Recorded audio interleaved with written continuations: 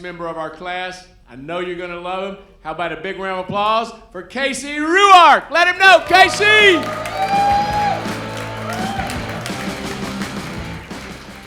How y'all doing tonight, Sarasota? Good. My name is Casey Ruark. Yeah, I got that name. I can't stand that name. Could have had a cool name like Titan. No, Casey Ruark. And I think I just give off a vibe to people because nobody ever calls me by that name. You know, my wife calls me Babe. My daughter calls me Buppa. My friends, they call me the Jew. Don't worry, you can laugh. They got that J-word pass, all right? I gave it to them. I'm really Jewish. So a lot of them like to ask me, do Jews have power? I'm like, shit, Hebrew, please, do we have powers? I mean, they're not all good. Like my brother got the good Jew powers. He has a lot of money, he's very wealthy, he kills it in the stock market, and he likes to hoard precious metals. Me, I'm cheap and I can spot change from across the room. I dove under a car for a nickel before, I'm not ashamed. A lot of my friends know this, so what they'll do is throw a bunch of change on the ground and then call me in to talk to them about something important. And it's like, I can't make eye contact with you when there's 37 cents on the ground right now, Oscar. Yeah, it's just ridiculous. So, like I said, I've been called a lot of things other than my name, but one thing I've never been called is normal. Usually after about 5 minutes of talking to somebody, they're like, this guy's definitely been in a psych ward. And they're really not that bad. I mean, there's crazy hot girls there. There's fights that break out. Nobody expects anything of you. You get to eat ice cream all day. They give you the little wooden spoon because you can't have silverware. But, there's trade-offs. I mean, what are you going to do? Like, a psych ward is kind of like an HR department's worst nightmare. Because if they look in there and they're like, there's not enough black people in here. Too many whites. I mean, that just sounds racist as hell. It makes it sound like maybe they shouldn't be doing it at all. I don't know.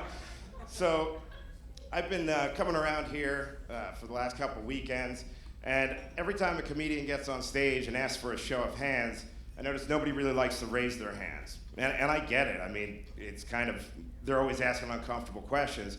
So I'm going to ask a question, and I'd like to see some hands. Who out here has smoked crack before? Jesus, I don't see any hands. What, I guess it's just me? I mean, what did you guys do when you were kids? Like play sports?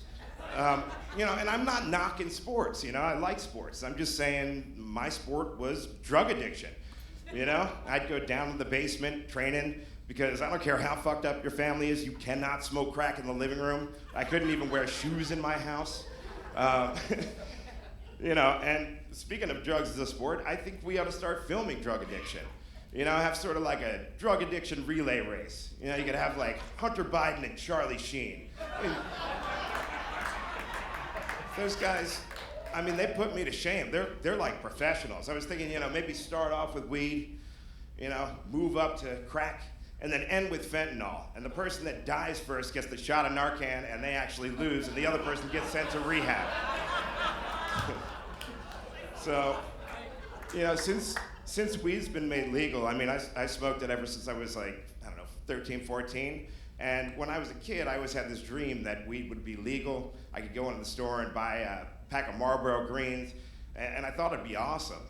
Well, you go to this doctor that no matter what, your prescription is marijuana. You go and you're like, my legs sometimes hurt. It's 7,000 milligrams of THC.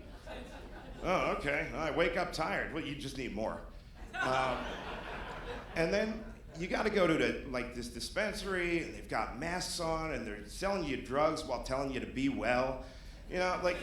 I don't know, maybe it's just me, but I miss the danger of it. I want my drug dealers to have gold teeth and a gun. Come up to the car. If the chance of getting robbed is there, it's always way more exciting, So, I just do the same drugs that everybody else does these days. I'm off the rock. And one of my hobbies is pissing off my 11-year-old daughter. Guys, a little tip for you. If you really want to piss off a little kid, just start talking shit about Taylor Swift.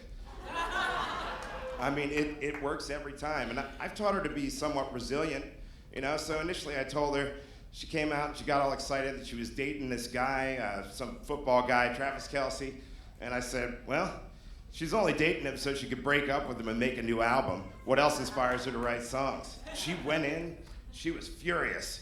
She came back out a couple minutes later and looks at me and she goes, Bubba, you listen to rap. What can you say to that? That's it. That's all I got, guys. Thank you.